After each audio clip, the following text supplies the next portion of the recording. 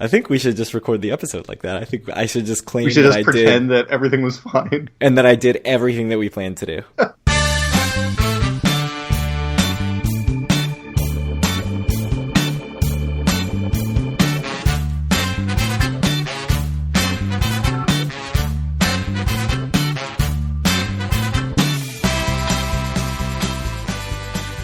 Howdy, this is Thursday, March 16th, 2017, and this is episode 39 of Due for a Win, the Atlantic City and Casino Biz podcast. I'm Kyle Askin, joined as always by Craig Stone. What's good, Craig?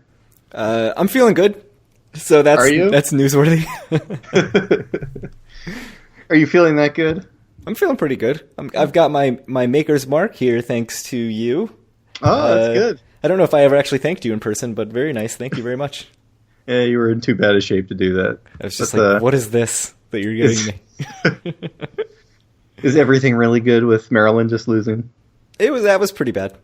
It wasn't the best. It was as expected, but still not great.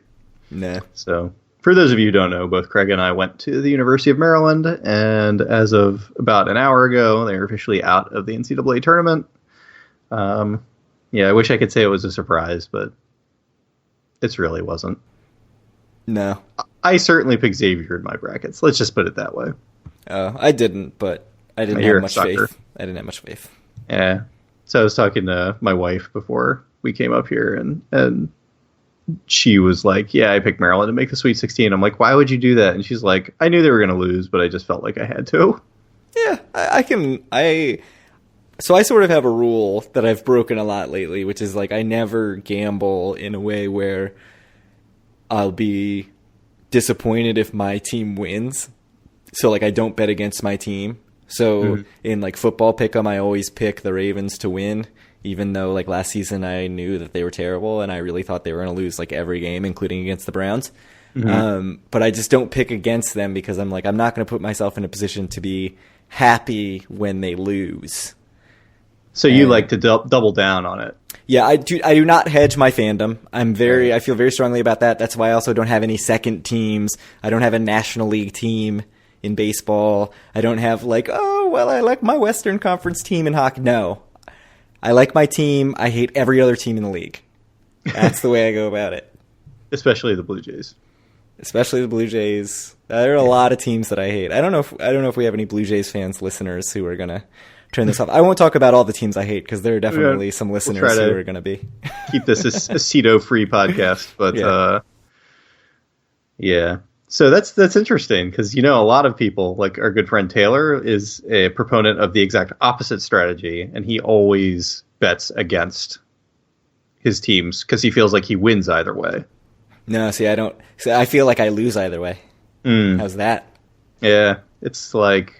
I guess it's a difference in outlook, but I would bet that most people are probably with you and will just bet with their heart, even if they're not doing it specifically because they don't like rooting against their team. Though I bet a lot of people do that, but I think there's still plenty of people like Taylor out there who will always bet against their team, so they feel like either way they're getting something out of it.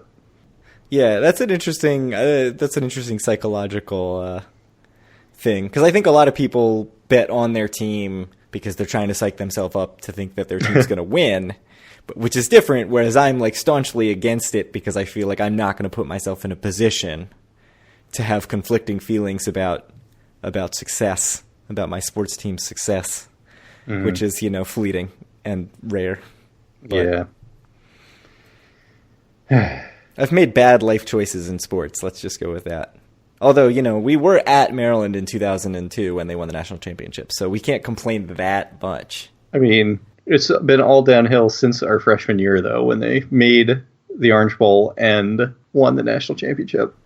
Yeah, well... And never again have they come close to those heights since that year. That's true, but we also, we got to be there for that. Yeah. I'm sure everybody's very interested in this right now.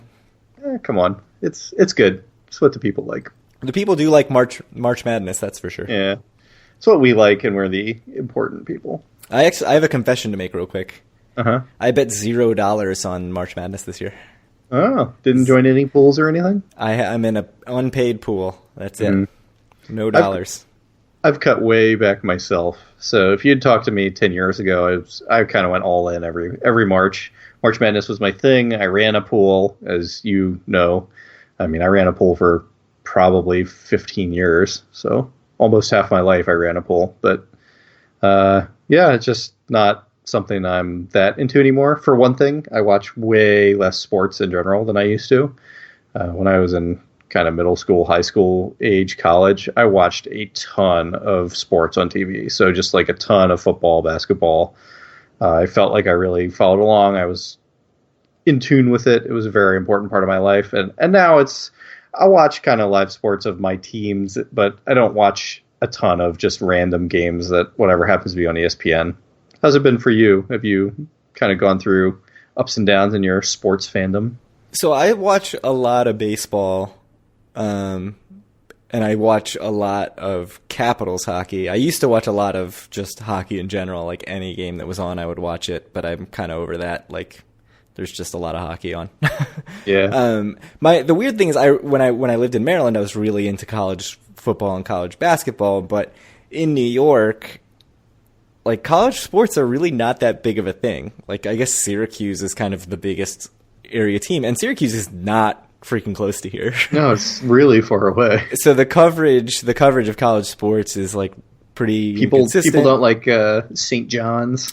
Yeah, St. John's. I mean, if they're good, like they get a little bit of talk. Or like Seton Hall is pretty good this year, so they got some Rutgers. Talk, yeah, no Rutgers. No Rutgers talk allowed. There's very little Rutgers talk in the area, but UConn.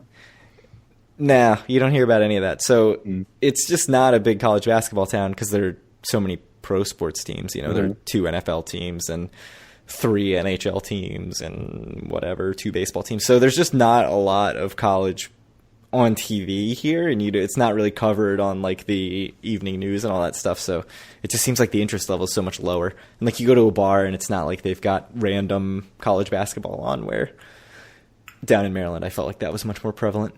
So yeah, no, back in the day, it's definitely like every Sunday during the football season, I would watch all the games. Like I'd watch a 1:00 game, a 4:00 game, and the night game, and then Monday night. In high school and college, but yeah, now it's just like I'll watch the Ravens, and that's pretty much about it. And the same thing, like I'd watch whatever random college basketball happened to me on TV, but now I kind of watch the Terps, and that's about it. So I'm definitely not in the know about college sports like I used to be, or about sports in general like I used to be. Yeah, that's the hard thing about the tournament. Like I used to watch a ton of college basketball. Like if there was a college basketball game on, I'd watch it. And when you're picking a bracket and you actually feel like you know something about the teams, that is what makes it fun. But like right. I watched maybe 5 college basketball games this year, so to like pick a bracket where I'm basing it on descriptions I read on ESPN.com and CBS Sports, like that's just not as fun. So I decided not to put any money on it. Yeah. All right. So anyway, enough about the talk that no one other than us cares about. We went to Atlantic City last weekend. It's true. I was there physically. I don't know that I was there in spirit. So how'd that go, Craig? Do you want to kind of lead off our story with your trials and tribulations kind of leading up to it and in Atlantic City? Oh, fine. I guess I have to relive this thing at some point. So I think we kind of had bad trips in very different ways, although I don't know if your trip in general was bad. Mine certainly was. If you listened to last episode, we had very big plans. I was going to stay at Borgata both nights. We had plans for dinners both nights, Iron Room, Budokan. We were talking about bars we wanted to go to, all the stuff we wanted to do. We were going to check out Tropicana. We were going to go to resorts. We were going to go to Caesars. We were going to do all this stuff. So a lot of that changed because I woke up at around 2 in the morning on Wednesday, like Tuesday night into Wednesday, violently ill. Came down with some sort of, norovirus or whatever, stomach bug, the deadly Motaba virus from Outbreak. And at around 8, probably, I called in sick to work. Knowing I was supposed to leave the next day, I was like, okay, I'm just going to sleep. I'll feel fine. It's whatever. It's a 12-hour stomach bug. I'll feel totally fine. Emailed my brother saying, hey, just a heads up, it's possible I'm going to wait until Friday to come. Like, if I don't feel better tomorrow, I'm going to wait until Friday to come. went back to sleep, woke up with emails from my brother saying like, yeah, I don't really want to share a room with you if you're going to be vomiting or doing whatever else, which is understandable. So we had a little back and forth, and he basically decided he was better off waiting until another time to do our Borgata trip. So I sort of scrambled and was able to get a room at Caesars for Friday night, and ended up getting a room at Resorts for Thursday night. Into Wednesday night, I was planning to come Friday, and like when I woke up on Thursday, as my wife, I felt better. It was like seemed like a 12-hour stomach bug. I woke up Thursday feeling fine, and my wife was like, well, it's supposed to snow tomorrow morning, so you should go tonight no matter what. Like, whether you go to work for a full day and you go late, or you leave early like you were planning to, you should just go, because otherwise you're going to get stuck here. And I was like, I don't need to be told twice. So that was when I booked my Resorts room, ended up doing basically what I planned to do, go to work, left work around 2 o'clock, got a 3 o'clock bus to Resorts, got to, or whatever. I think it was Resorts. No, it was, Did I go to Resorts? You got into Resorts. Yeah. Jeez, that's how tough this weekend was that I don't even remember that. Yeah, I went into Resorts, definitely. So, yep. Got into Resorts at around 5:30. Felt fine for the most part. I mean, definitely was a little tired from not eating a ton, but didn't have any signs that like, oh, I'm really not going to feel good. I'd eaten 3 meals since I was sick and felt fine. So I felt like, okay, it's, I'm just tired. It'll be fine. We met up with Eric and Han, at the Diamond Lounge at Caesars just before it closed, which it was closing at 8 o'clock, and they grabbed all the food away at 7:30, which is kind of annoying. We can talk about that a little more. Right. And after I ate, we went and played some craps, and maybe around 8:30, I was like, this is bad. And I was like, feel like I need to be near a trash can, and B, feel like I just am going to pass out. Like, I just feel insanely tired. And so at 9, maybe like 9:15, I colored up and I was like, I gotta go, guys. Like, I need to go sit down. So I went and sat at the slot machine for a few minutes, and I was like, I just can't even focus. So I walked back to Resorts, which probably wasn't the best decision, but it was fairly nice that night, so it wasn't that bad. And just being it was beautiful on Thursday. Being out in the non-casino air certainly felt good.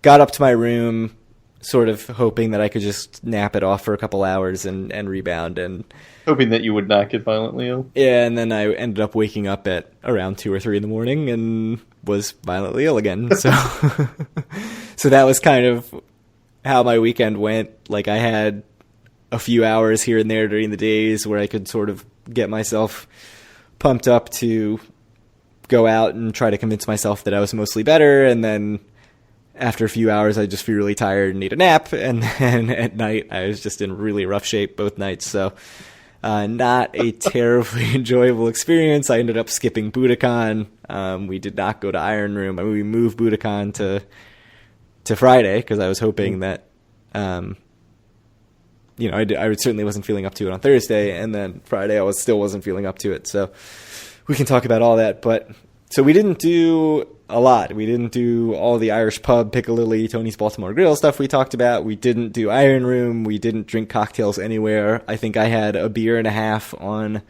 Thursday night before I felt really sick. I had a gin and tonic on Saturday, which actually seemed to like settle my stomach a little for a couple hours. But we skipped a lot of stuff, and I definitely, throughout the trip, I was sort of like, should I just go home? And it was sort of this like damned if you do, damned if you don't situation where like if I left and I got home and I felt better, I would have been like, I should have stayed. I could have salvaged a night out of the trip.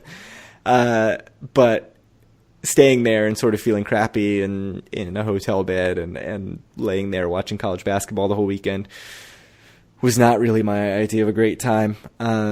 So let's be honest, Craig. I mean, we talked about it. You said you were getting more rest in Atlantic City than you would have gotten at home. Yeah, I mean, I think that's probably true, although the Caesars room I was in was not a very restful room. But yeah, I mean, I definitely slept a lot, probably more than I could have at home, with a toddler running around. But not my best Atlantic City trip. Certainly my worst Atlantic City trip, I would say. I mean, yeah, go ahead. So the big question is, does this change how you feel about Atlantic City? I mean, because, honestly, a lot of times if you have a really horrible experience somewhere, that's something that kind of clouds how you look at it from then on. Like, for example, I did not eat Taco Bell for like 5 years of my life because I got violently ill after eating it once when I was like 6 or something. Luckily, I got over that by the time I was in high school. So, yeah, I mean, if you haven't gotten violently ill at Taco Bell, you're just doing it wrong. But right. So I was worried about that. I definitely had sort of my moments of doubt on like Saturday night when it was pretty clear I wasn't going to salvage any part of this trip where I wasn't feeling sick. And this was is like, Friday night, by the way. Yeah, Friday night. Again, I always mess that up. But so Friday night, my last night, where I was kind of like, do I even like gambling? Like having those thoughts run through my head. Because when you don't do any of the other stuff that you like about Atlantic City, like I was sort of in this mode where anytime I felt good enough to sort of get out and do something, it was like, well, I should go gamble. And feeling like you're gambling because it's what you should be doing is just not a fun experience. Like, that's not what I like. You know me. You know that that's not what I like. I like to wander around and sort of take in the experience and go check out random places. Like I like the stuff in Atlantic City. I like to walk around the boardwalk. I like to casino hop. And when you're sort of feeling like you're tethered to, you never want to be more than a short elevator ride from your room, for one thing. And also you're sort of only gambling because you feel like you're just trying to salvage something and you're in Atlantic City and that's what you feel like you should be doing. Like, that's not all that fun. I felt better. I actually sort of felt, by the time I got home, I was feeling a lot better and I was like hungry and I ate a meal and I felt fine. The next day I felt like 95% better. So, and by Monday I was like, yeah, I need a do-over trip. Like, I need to do a trip where I go, I see all the stuff I want to see. I re-listened to the last episode, and looked at the sort of itinerary I wrote up and was like, oh yeah, I still want to do all that stuff. Like, I'm not soured on Atlantic City at all where I'm like, oh, I need to not go back for a while. So I don't feel that way at all, and I still want to do all that stuff. I still want to go check out the Jose Garces places, and so a lot of the stuff I didn't do, I'm disappointed I couldn't do it. I've sort of been moping around about it, and my wife is kind of like tired of hearing me be all mopey about it, because she's like, you go to Atlantic City every other month. Like, this is not like some place it's not Europe. It's some place you're never going to go. So. It's not quite every other month. Yeah. It's like every 3 months. Yeah, it's I think I went 4 or 5 times last year. So it is, yeah, I mean, it's frequently enough. It's not like I'm not going to get back. So she's right about that. But, you build up the trip in your mind. You want it to be fun, and it was not fun. Yeah. I mean, what about you? What did your trip go better than mine? No, my trip was good. I mean, I had a lot of fun. The problem with my trip, and it's, very honestly been the problem with my last 3 or 4 trips, has just been, I have been rather unlucky with gambling. Like, I think I've been over a standard deviation away from what I should be losing in terms of gambling. I've lost quite a bit of money. I mean, basically all the money I brought the last 3 or 4 trips, and that just, with the way I play, I don't think that should be happening. It seems like you're on a pretty rough run in Atlantic City. I think you've had a couple wins outside of Atlantic City, but not. So my last time I was outside of Atlantic City, I lost quite a bit of money. This was when I went to National Harbor. So I think my last 4 or 5 gambling experiences have just been very bad financially. Like, I've just been on the short end of the stick. But to be super honest, there was a run of 3 or 4 trips in a row where I won pretty substantially all those trips as well, including our last trip to Vegas. I was up quite a lot that trip, and that was 5 or 6 nights. So I mean, it definitely, there are ebbs and flows, but I'm in one of those periods now. It just is I feel like when I gamble, I'm just hemorrhaging money just because I'm losing so much more than I should. And it's kind of a good thing that I am a math major. I know the numbers. I understand that what's happening to me isn't because the games are rigged or because, whatever, it's like fundamentally unfair, though, certainly the house has an edge.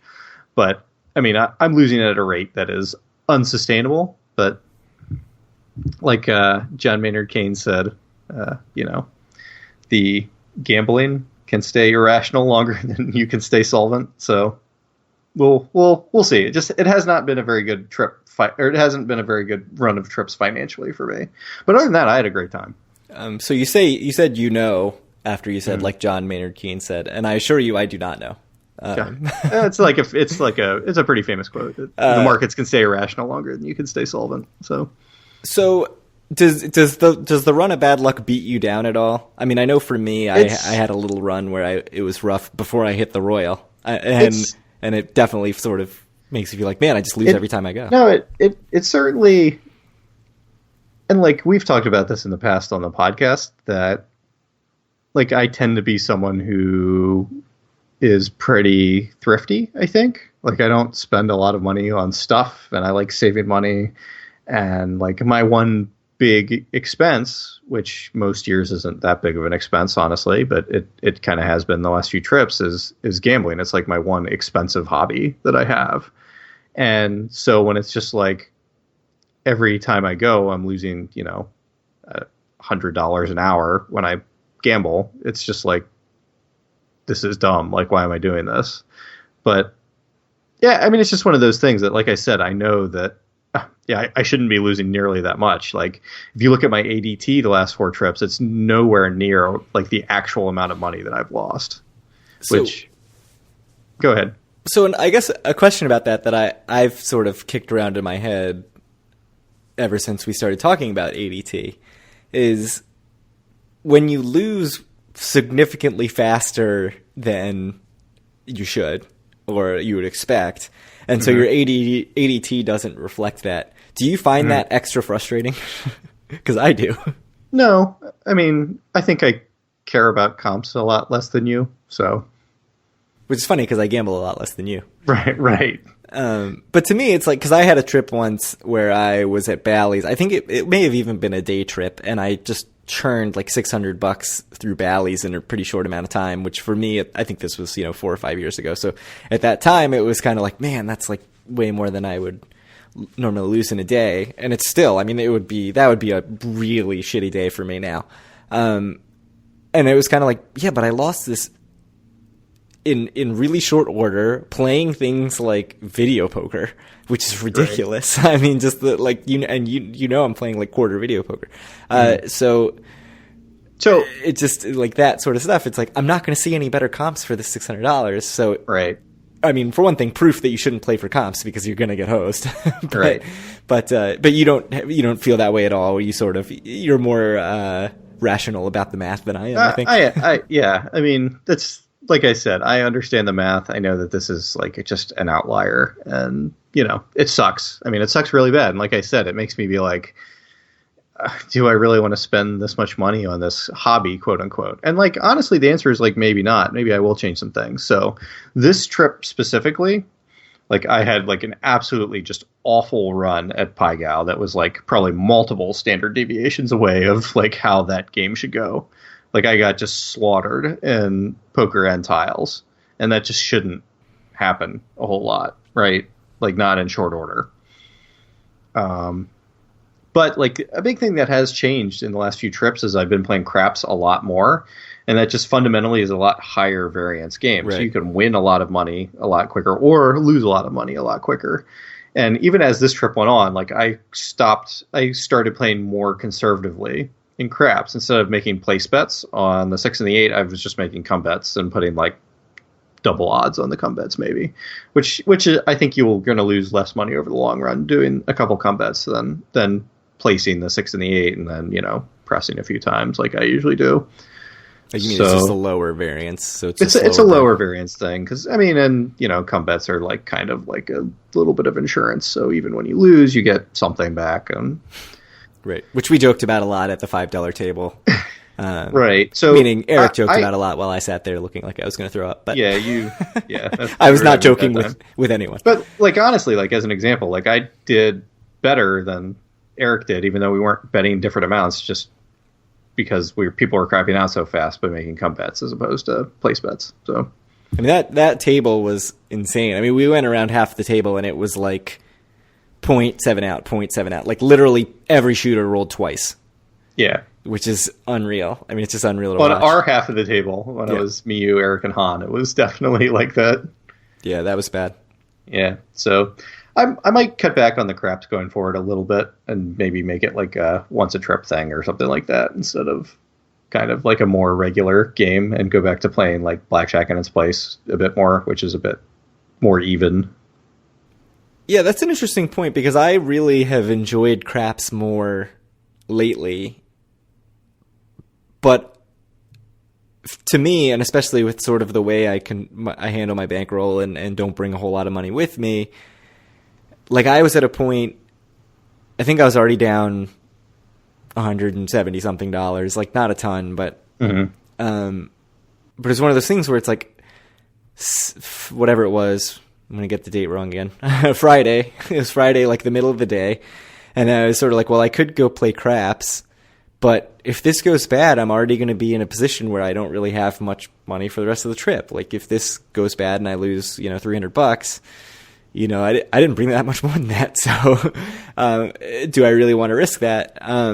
So I think I ended up playing some other stuff. I played some like machines and whatever. I did end up playing craps and won. And so the other side of that is, I played craps for maybe half an hour and ended up almost back to even. And it wasn't even a particularly great run. Like it was just, it was me and one other guy at the table rolling, and I was making like no points. I would maybe make 1 point. I think I rolled 4 or 5 times and I made like 1 or 2 points the entire time. And he would make like 3 points and then crap out. And luckily he was like not betting on the pass line when I rolled. He was just placing numbers and stuff, which I was like rolling some numbers and getting him some money. But even he was just like shaking his head at how like unbelievably consistently I was crapping out and not making points. And meanwhile, he made me like, I made I think $155 or something, and was only down a little bit at that point. So that was kind of cool.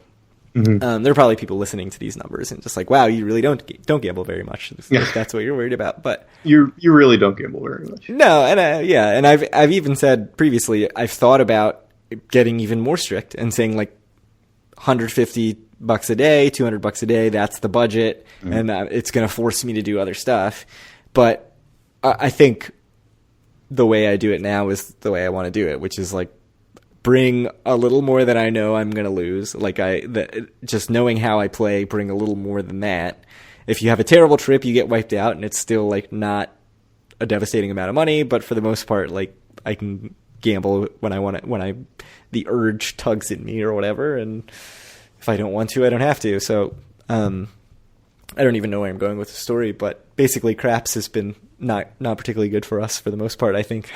No, it's certainly been pretty bad for me for quite a while. So, I mean, I don't know, just one of those things. I mean, something else too is like, I always talk to my wife and tell her how I did. And, obviously, like I said, the last 3 or 4 trips have been pretty bad. So she's been like, like, that sounds like a lot of money. I'm like, no, I promise, like, that's not normal. Like, this shouldn't keep happening, but yet it does. So I don't know if she's stopped believing me, but so does that make it a tougher sell for future?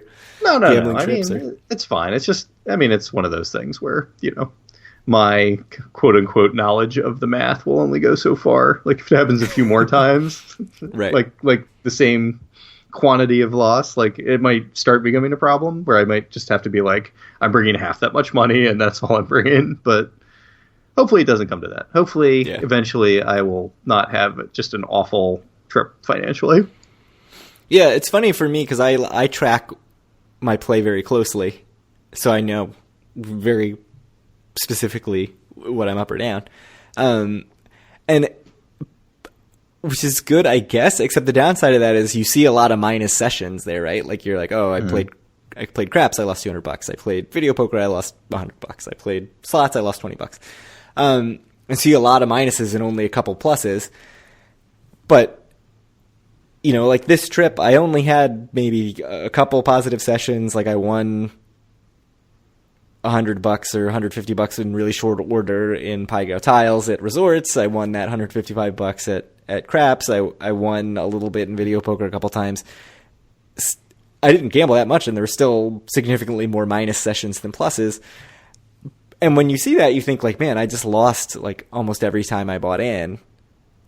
And then I sort of run the aggregate, and it's like, I didn't lose that much money. Like, I don't know why. Right. So it's this weird sort of disconnect between, like, the number of losing sessions and the amount you actually lose. Of course. I mean, it makes perfect sense to me. It's because if you buy in for $100 at a table, like, usually you're not going to rebuy or whatever, but if, so, like, you'll hit your stop loss, which is going to be, like, let's say $100 at your blackjack table or whatever, like, all the time, just because it's not that hard to be down $100 at some point in a session. But when you aren't hitting that stop loss, you're probably up quite a bit, like, more often than not, right? Yeah, up more than...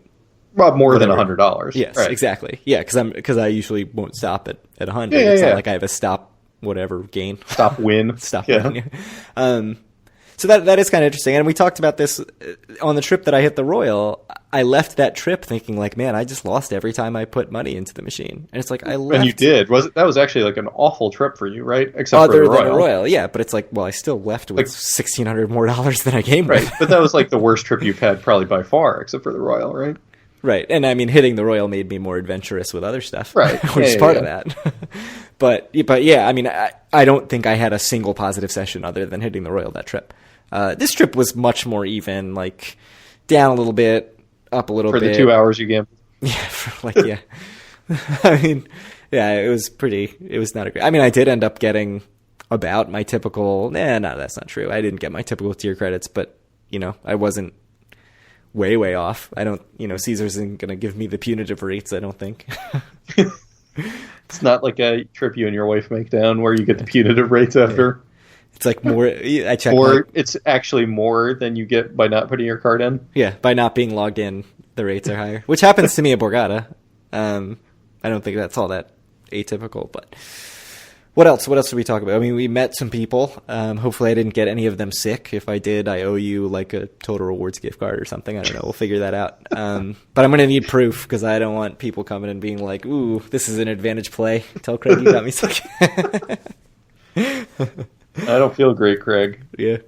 So who do we met? Card. We met Eric, who we've met a couple times, and his wife, Iana. Yep. We met Han, yep. Who I feel... terrible because he made the trip from Chicago, and I think even was planning to go to Sands and decided to come down to Atlantic City, and then I was like a big wet blanket or something, whatever the word is. That was just not a good time for me. So hopefully I'm sure I can... he's starting the fire, getting out the blankets, ready to send some angry smoke signals our way. So I don't know. Hopefully we'll see Han again, and I can be my usual self. I promise I'm normally reasonably high energy, as you can probably guess from the podcast. We met Daryl McEwen, 7 Stars Insider, so that was very cool. Met him at resorts and then ran into him as we waited in line at the 7 Stars Lounge, because where else would the 7 Stars Insider be but at the 7 Stars Lounge? It makes perfect sense. So it's cool to meet him because we see him tweet all the time. We read his newsletters. We met Bill and Eleanor from Route 40, which is RT40 with 40 spelled out.com.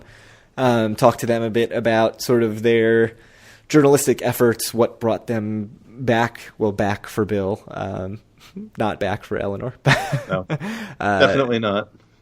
And sort of what makes them interested. And it was an interesting conversation because we sort of talked about our different perspectives because we obviously are not, there in the thick of it, thinking about things like, housing and right. Policy. I mean, we do talk about policy a lot, but they live there, so they're definitely much more into that, and that's kind of what they do every day is follow that stuff a bit more closely than we do, which is something that me and you have talked about a lot, and because a lot of what we do on the show is we kind of go over the news and offer some analysis and stuff, but honestly, it's like we've talked about, like, I wonder what people actually think of our analysis that actually, work for, something like Press of AC or people like Bill and Eleanor who, like, this is what they do every day.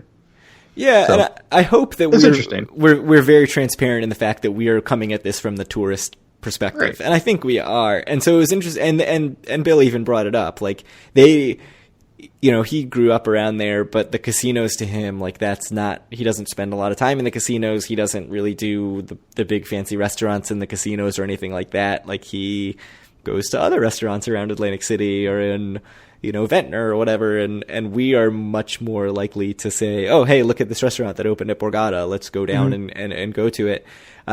So I think his suggestion was sort of a foreign exchange, if you will, where, like, you know, we go with him to some place in one of the casinos, and he takes us to one of the places that the locals go, which I think probably makes a lot of sense because, you know, we have no idea. We're not down there and know what sort of places the locals go to outside of what we hear on Twitter. So that was cool. We met Phil for about a minute because his flight to Harrah's got delayed, his junket flight. So we met him. And because you were not in shape to go back to Harrah's. Yeah, I shouldn't place all the blame on his flight. Let's be honest here. Because I talked to them and I'm like, hey, you can see if Craig wants to go, but I don't think he's going to. And I was proven correct.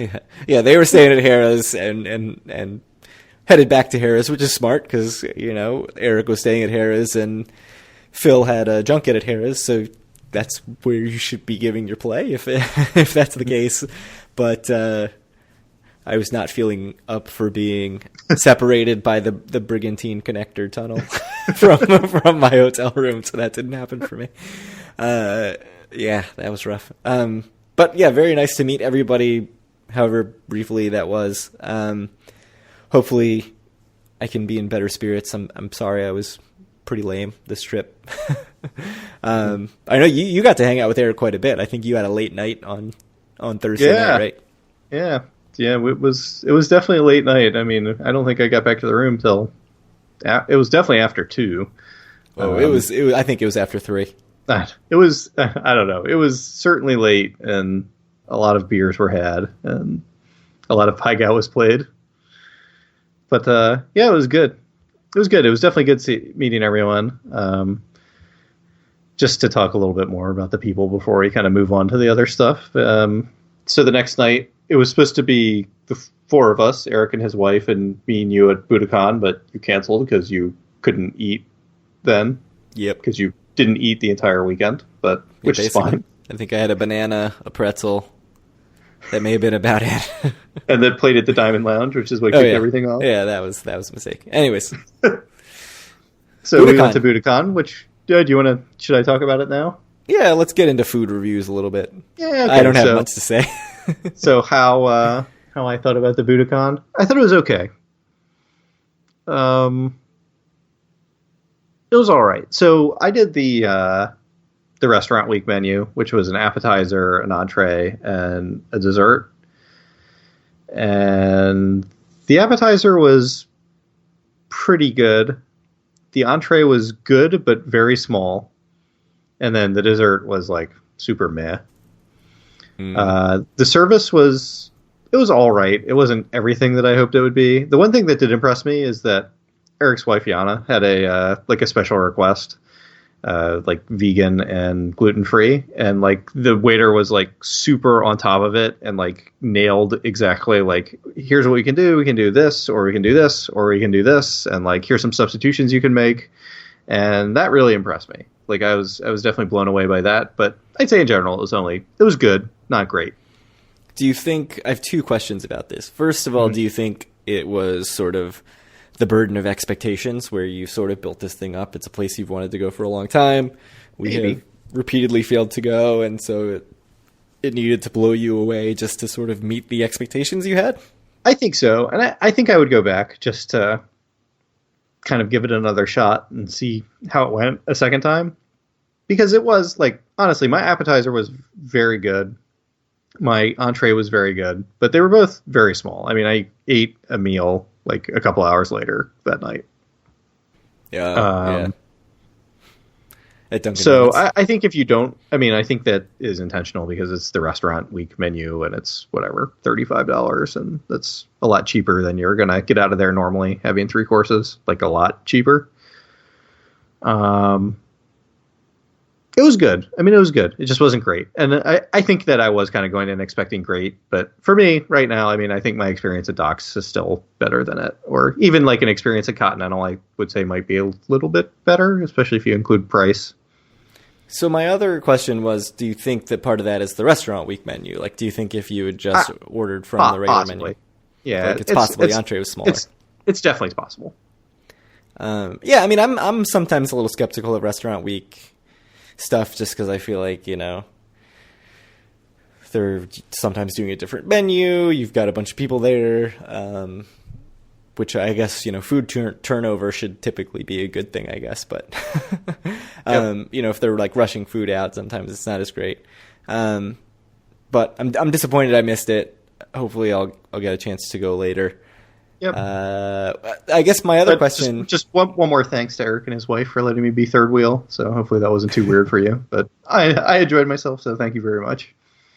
So another question I guess I had is, do you think that your gambling lack of winnings or your gambling lack of success influenced your opinion of the meal at all? No.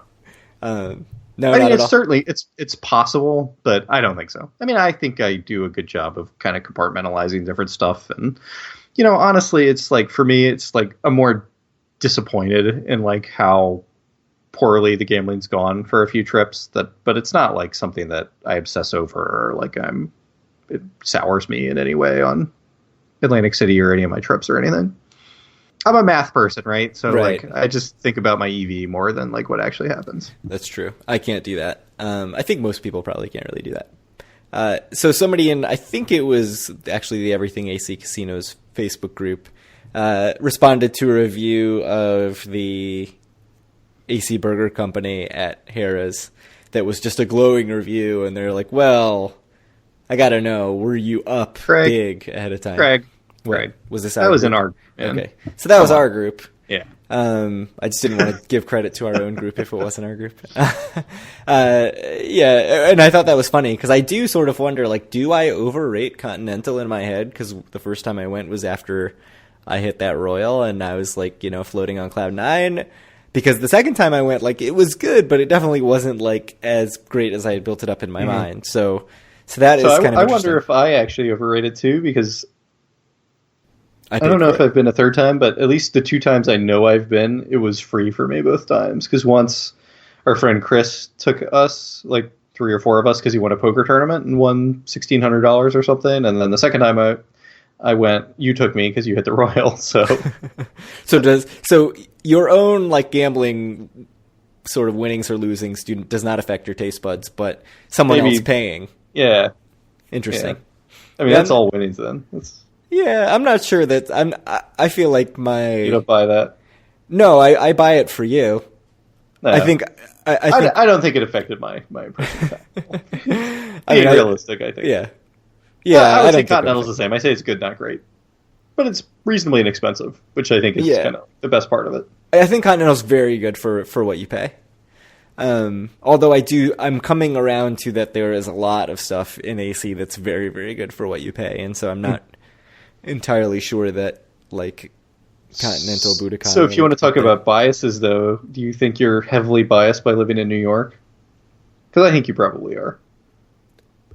How would that? I mean, just because of because snobbery? You don't understand how much things cost in the real world.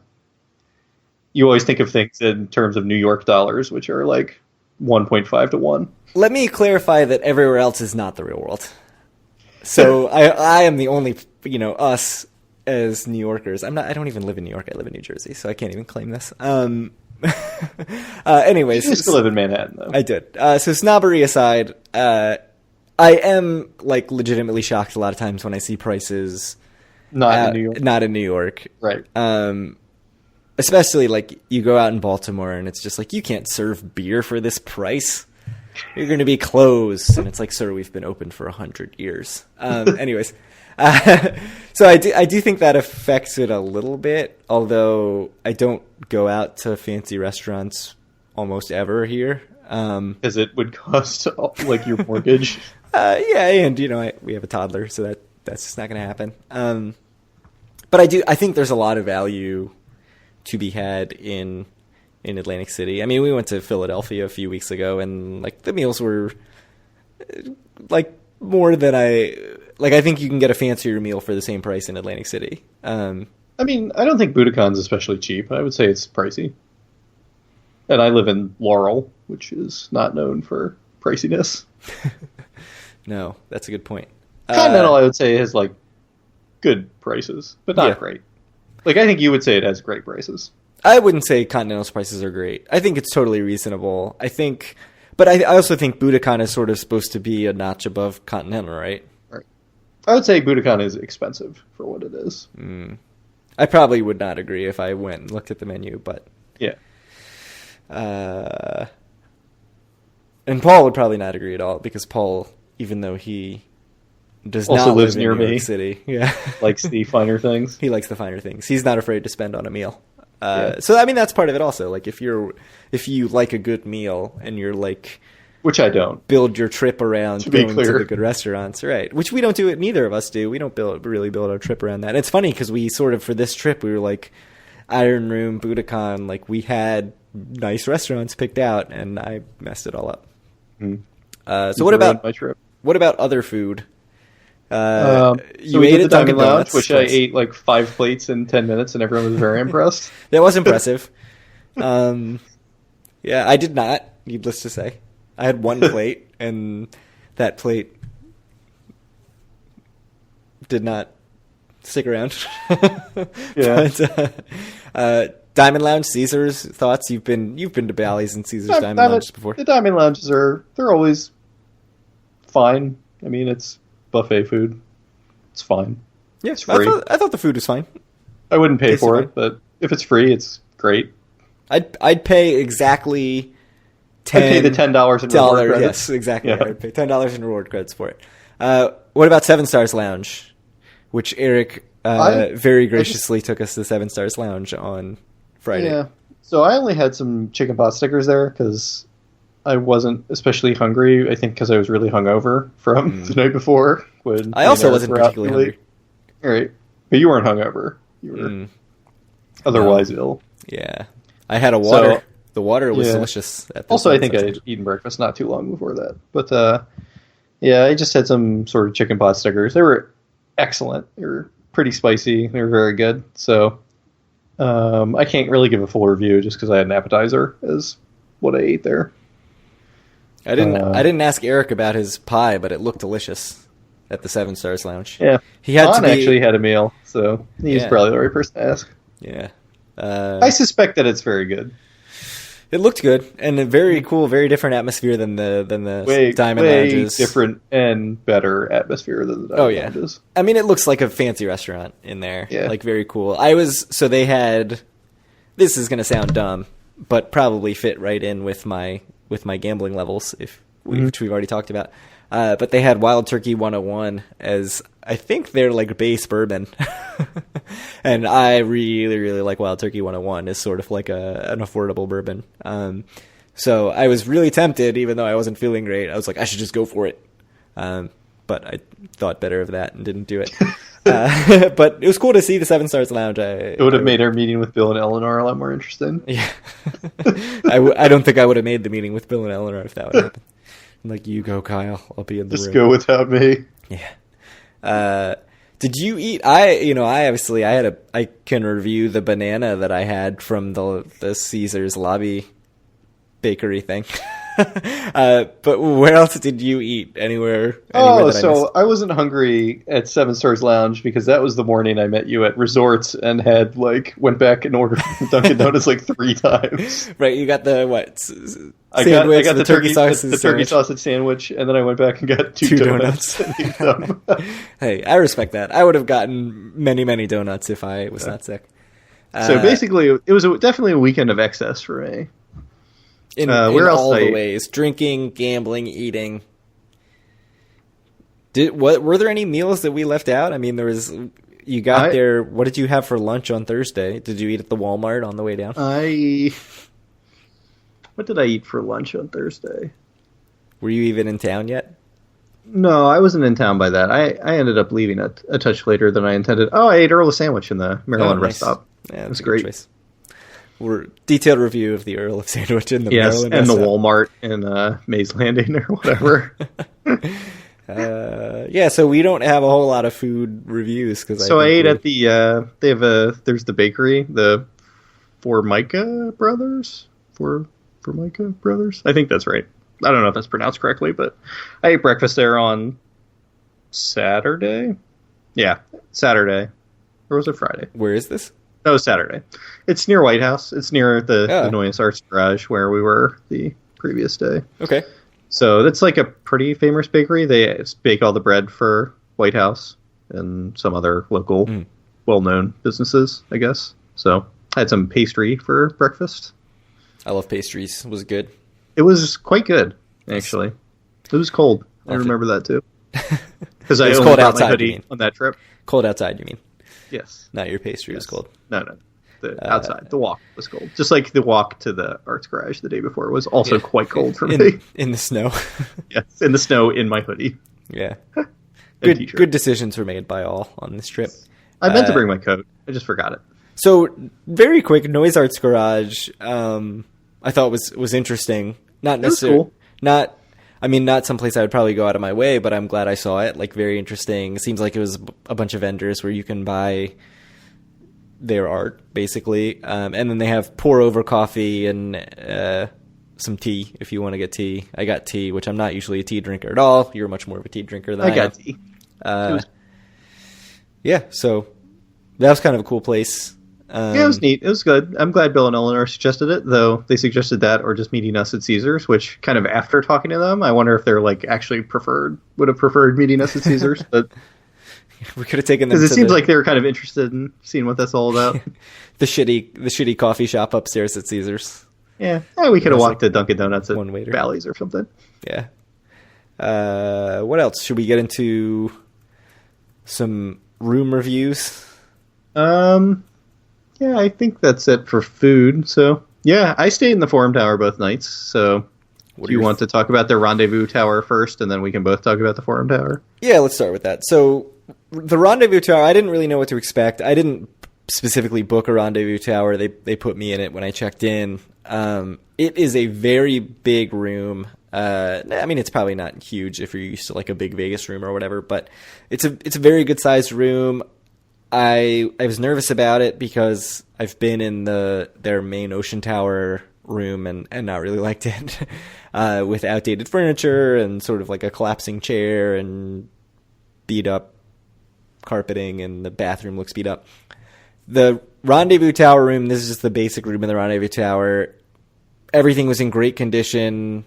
Not like a huge TV or anything, but it's at least a flat panel TV, so it's not gigantic. So it's not like a tube TV or anything. And the furniture's in good shape. It looked very nice. The linens were very nice. The view was great. The carpet was in good shape. The bathroom was immaculate. I mean, I thought the bathroom was amazing, which obviously I spent a lot of time in there. Until you were done with it. Yeah, less immaculate when I left. But no, I mean, like very, very nice shower. I always complain about showers. I have zero complaints about the shower in the Rendezvous Tower.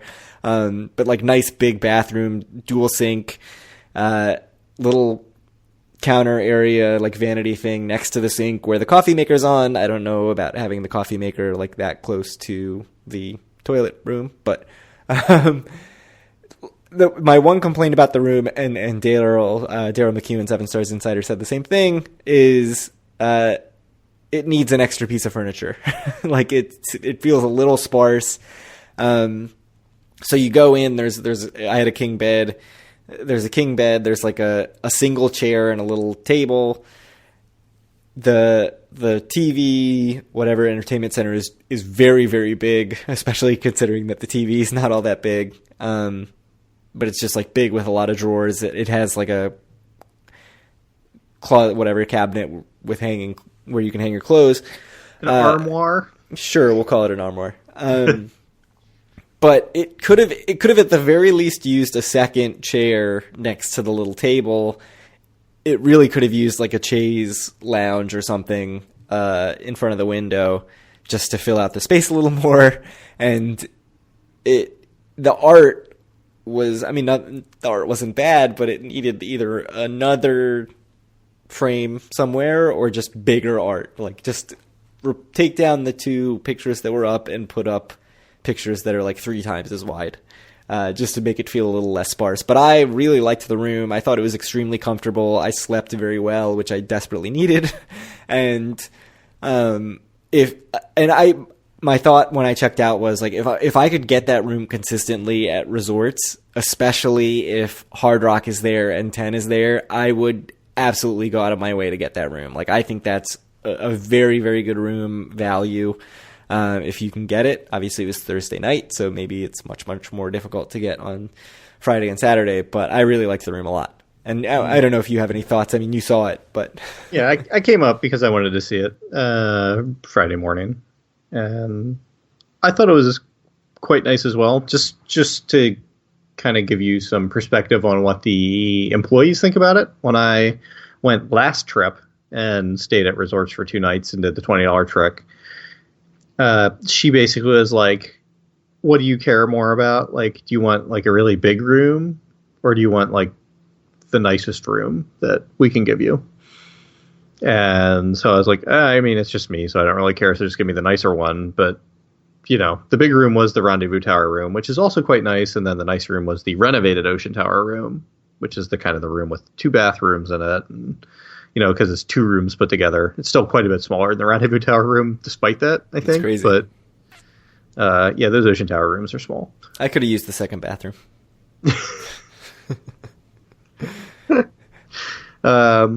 But, yeah, I mean, the Rendezvous Tower room was very nice. And like I said, the renovated Ocean Tower rooms are very nice, and the regular Ocean Tower rooms are super shitty. So, yeah, I mean, it's not to say you're getting, like, you know, the Ritz or whatever. It's not, and probably not. No. The Borgata base room is probably like nicer linens and nicer carpeting and nicer. Yeah, like, for sure. It's for sure nicer linens and nicer towels and whatever. If you care about the thread count, go to Borgata. Right, and I think if it was if I had to sort of say which is a downright nicer room all around between Rendezvous and the Centurion Tower at Caesars, I would still say Centurion Tower. Oh, it's definitely Centurion. Right. And like I said, the renovated Ocean Tower room is nicer as well. Yeah, but I think... But the Rendezvous was quite nice, and it would be a great room if you were, like... If you were thinking of, like, getting a quote-unquote, like, a suite to, like, hang out in. Like, if you just had the Rendezvous Tower room, I think that would be enough. Because there's, like, so much room there. You can play cards in there, or, you know... Pre-game or whatever you want to do in a room. Although you'd need like a couple extra chairs or something. It needs it needs more seating. You sit on the floor and play cards. But yeah, I like the room a lot. I think probably value-wise it's pretty good, although I don't know what their sort of rates that they charge are. I've never paid to stay at resorts. But I mean, I would certainly like to see if I could get it more consistently, although I barely played it all at resorts, so maybe I am doomed to never get a Rendezvous Tower room ever again. I'm sure it's fine. So, Caesars Forum Tower, which I was in the second night, and you were in both nights. And I was in both nights. Any thoughts on the Forum Tower? These are newly renovated Forum Tower rooms. They're newly renovated, so the furniture's in good shape. It's not like, you know... unrenovated rooms where it's like huge gouges out of all the furniture and everything. I thought it was generally okay. I mean, my couple of complaints are my main number one complaint is, and this especially was noticeable on Thursday night when I went up at 3 a.m. or whatever and was kind of drunk and just wanted to sleep, is that they have, for one thing, you know, I think there are 2 sides. I think it's possible to look out kind of into Atlantic City, but I was on the side where you're looking into the Caesars lobby. So it's always super bright coming through your window, and the curtain they have is super shitty. So it's like, seems like it's the middle of the day in your room all the time, which was very annoying for trying to go to sleep. Yes. That's my main complaint. I'd also say the shower was kind of shitty. I thought the shower was okay. I didn't have any major complaints about the shower. I mean, it was okay, but there certainly could be nicer showers. The bathroom I thought was very small, and not like the renovation kind of missed the bathroom a little. I thought I thought the renovation was very nice, like the carpeting in the hallways. I say generally, I think the hallways are like, I mean, there's nothing they can do about this, but it's like kind of claustrophobic. Like the ceilings are all very low as well. Like they were probably like 7.5. Like I could easily have just reached up and touched them, and I'm not like particularly tall. Yeah, narrow, short hallways. That didn't really bother me. I mean, what did bother me was the person who walked down the hall multiple times and just did a single knock on every door as they walked down the hall. Which that person is a fucking asshole. As I was laying there sick, just cursing their name. Luckily for me, and like honestly, like even the sunshine at high noon through my window at all hours of the night, like once I get to sleep, nothing's really waking me up. So because it also seemed like there were a lot of like something that's important in a lot of rooms is like kind of like the other people that you're sharing your floor with or whatever. Yeah, and it seemed like there were a lot of like party people, younger people than me, who's not especially old, in the Forum Tower, where that probably wouldn't be the case in Ocean or Centurion. But, you know, like I said, I'm lucky in that once I'm sleeping, like I'm probably not waking up. So yeah, I was waking up involuntarily for, you know, my own reasons. And I have to say there were definitely like youngish kids in the hall. Like you could hear them running around on the floor above us. I'm assuming those were not adults, but luckily I was on the top floor as well. So. That's nice too. I would say the walls seemed incredibly thin. I heard a lot of people running around. I heard people walking up and down the halls. I heard a lot of talking in the halls and in adjacent rooms, which is very annoying when I was trying to sleep. I would say the noise from the lobby was very, very noticeable unless the heat kicked on, which provided a little white noise and was very nice. So I would say like download a white noise app on your phone or whatever and just have that running, because it makes a huge difference. I mean, it's not loud, it's just you hear it, which I found kind of annoying when I wasn't feeling good. My other complaint is that housekeeping on Saturday came by at 9 in the morning, which, like, no one wants fucking housekeeping at 9 a.m. on a Saturday at a casino. Like, nobody wants that, and I will prove it to you because literally, this is what I heard, like, knock, knock, knock, housekeeping, door opens, person says something that I don't hear, and then the housekeeper, annoyed, is like, no sign on door. Or like, no sign, and then the door closed. And then I heard that exact transaction happen like 25 times in a row, because no one wants housekeeping at 9 in the morning. I luckily had my sign on my door, except I could still hear all of this as though it was right outside my door, up and down the hall. So I mean, that's just totally on Caesars. Like, don't run housekeeping at 9 in the morning on a Saturday. I know you need to get all the rooms turned over, but like, nobody wants that. Wait at least until 10. It is ridiculous. And I was super annoyed about it because I was trying to rest up for a bus ride that I was not sure how it was going to go. But I mean, I would obviously take Rendezvous Tower over Forum Tower 10 times out of 10. Yep. I don't know if you have anything else to add about the Forum Tower. It was fine. I mean, it's certainly acceptable, but I mean, I have toilet complaints that I won't get into. Yeah, I don't want to hear that. Just to say, it's not a very nice toilet. Okay. Anyway, moving on. What else do we have to talk about? I don't think too much. We talked about the rooms. We talked a little about the We have to talk about Pharaoh's Secret Temple, right? Yeah, I guess we have to talk about Pharaoh's Secret Temple. We talked about how poorly the gambling went. My gambling was actually fairly reasonable, totally within my normal, what I would expect. One thing to point out is that Royal Derby is gone from resorts and is now at Wild Wild West. I did not play it, even though I really wanted to. So I'm sad I didn't get my Royal Derby in. But I don't think it's like the same machine. I did wonder, like, did they just take the machine from resorts and put it in Bally's? But it doesn't look like the same machine. So if you're at resorts and you walked by and you're like, oh shit, I wanted my Royal Derby fix, you can walk down the boardwalk a little bit and play at Wild Wild West. Pharaoh's Secret Temple, Kyle, did you play at all? Yeah, I played 2 games. I played the exact number of games that I said I would. So I'll let you go first. What are your thoughts on Pharaoh's Secret Temple? So the first game I played, everything was kind of like normal and fine, and I was kind of getting my sea legs under me, and so I played $2 a game, Well, we and should I we won. should very quickly clarify, in case you haven't listened to the podcast. Pharaoh's Secret Temple is the new skill-based slot machine from the makers of Danger Arena Game Co., and it is actually replacing some of the Danger Arena machines at Wild Wild West and some of the other casinos. Anyways, now that I've interrupted you, go ahead. Thoughts on Danger Arena?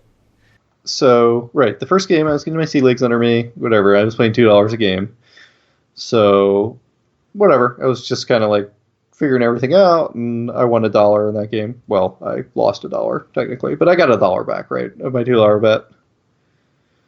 And then the second game I was playing, and I'm like, feel like I was doing better, and then they just started changing my gems into blocks that did nothing, and then I did not win anything, and then I was incredibly angry and cashed out, and that was the end of my my Pharaoh's Secret Temple experience. Never to play again? I don't know. I mean, like, I don't know if it was a thing where it is just random that happens, or if it's like, this guy's doing pretty well. Like, we need to just change all of his gems into blocks that you can't interact with in any way. But it was incredibly, incredibly annoying, and I was like, no, I'm done with this. Yeah. I played a little more because I actually missed the first bus that I was hoping to get.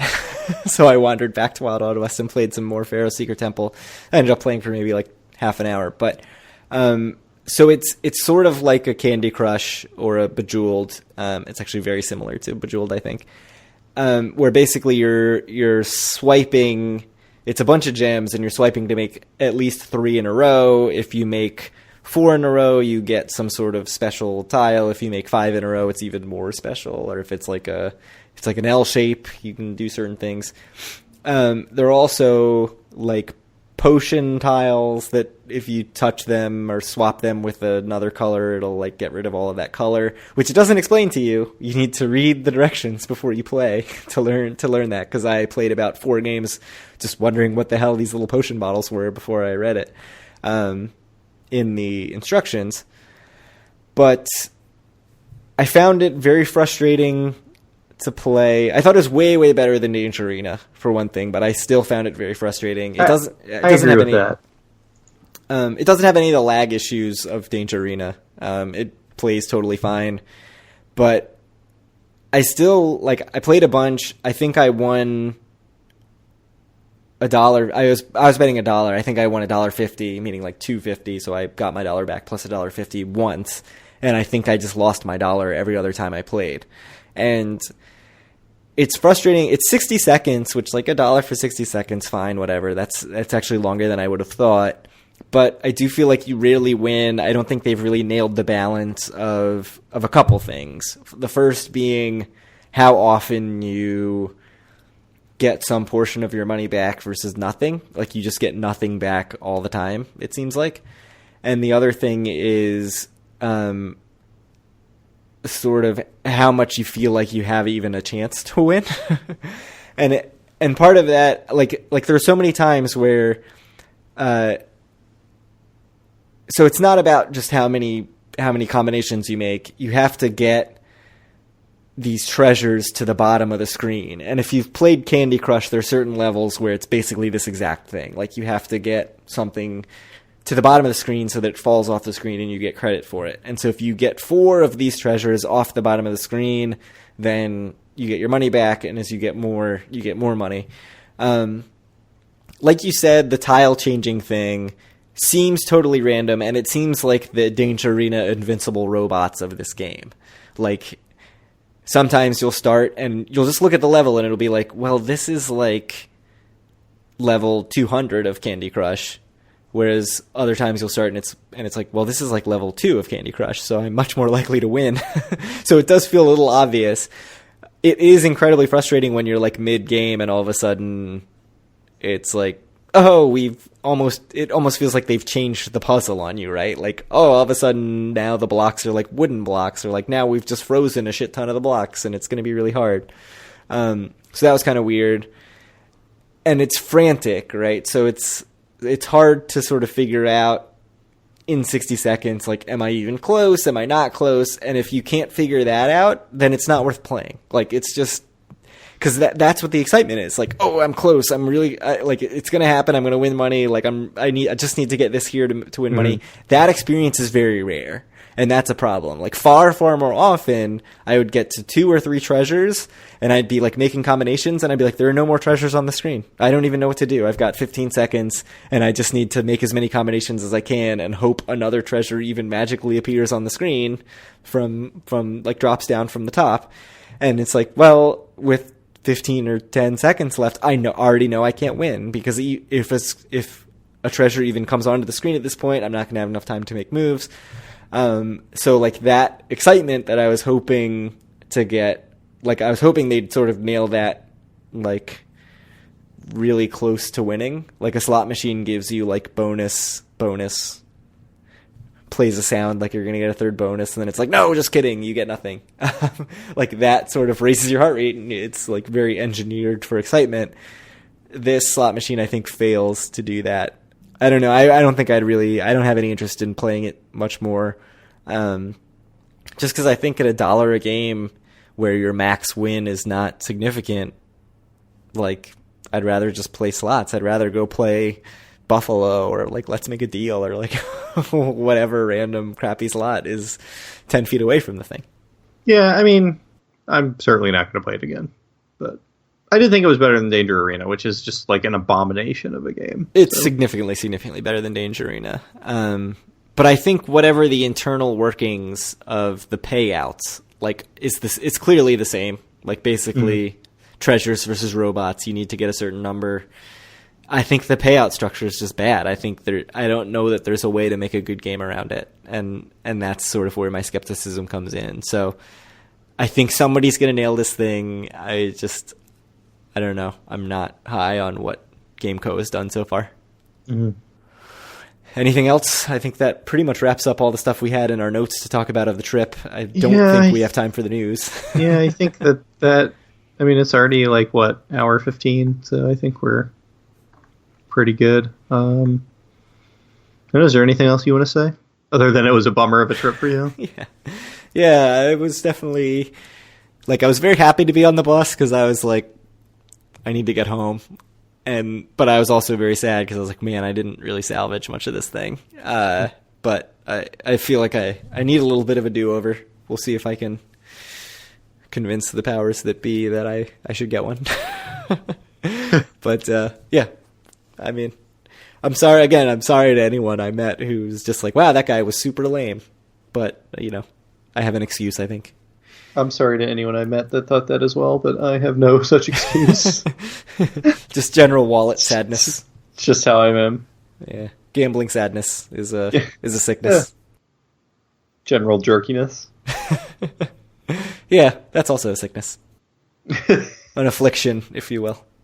So, definitely thanks to everyone we met. I mean, I think that next time we're in AC, we're going to try to set something up, hopefully with Daryl. He's someone who mentioned that, when he does interviews, he likes to do them in person. I don't know specifically if he'd be willing to come on our show, but I think that he would if we happen to be in Atlantic City at the same time. So I think that's something that we'd be interested in doing if he's amenable and if we both end up in the same place at the same time. And hopefully we'll try to set something up with Bill and Eleanor as well, some sort of a venture. I don't know if it would be an interview or something else altogether, but it was definitely great to meet all the new people that we met. Yeah, definitely. Hopefully we can meet them again when I'm in a little better spirits.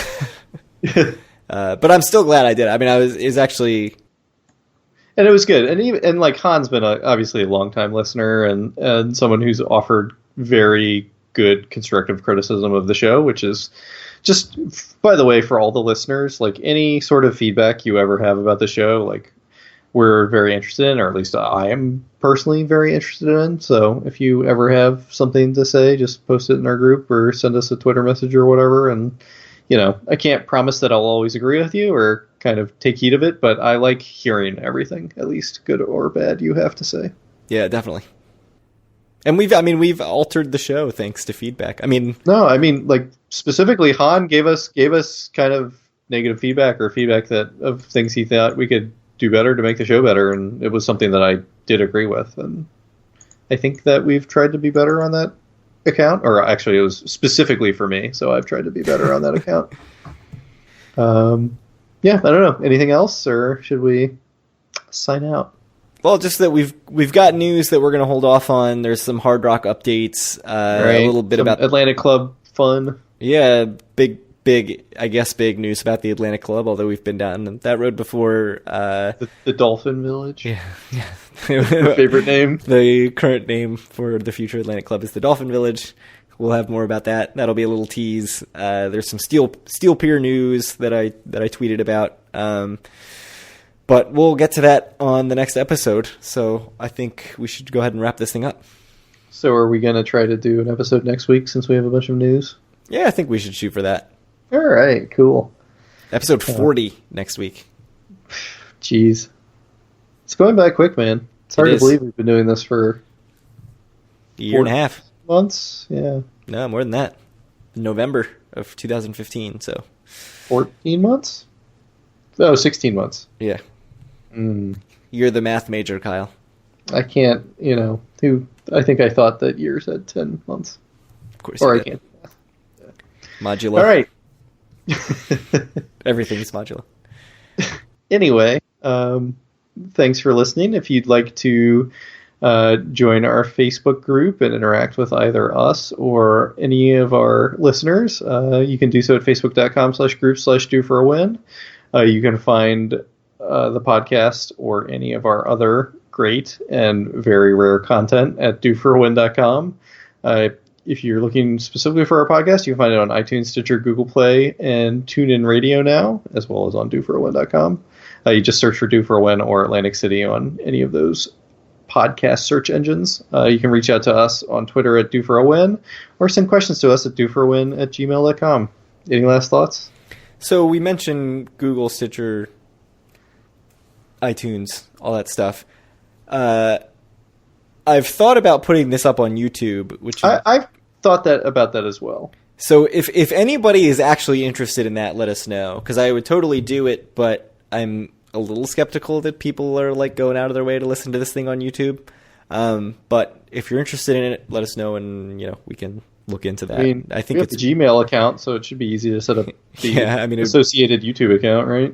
Yeah, it would be easy, and it would basically be just slapping a logo on the audio file and posting it. Just slapping our sweet logo of the Trump Plaza / Do for a Win headquarters. World headquarters. Yeah. That's right. So if that's the way you get your podcasts and you're wondering why the hell we're not on YouTube, let us know and we'll figure it out. Yeah, we can consider it. It is something I've thought of because I know other podcasts do it. Yes, absolutely. All right. Well, if that's it, we will hopefully try to get a podcast out for you all next week. As always, thanks for listening, and we'll talk to you then. Yeah, good luck if you're going to AC this weekend. Indeed. Hope you have better luck than me.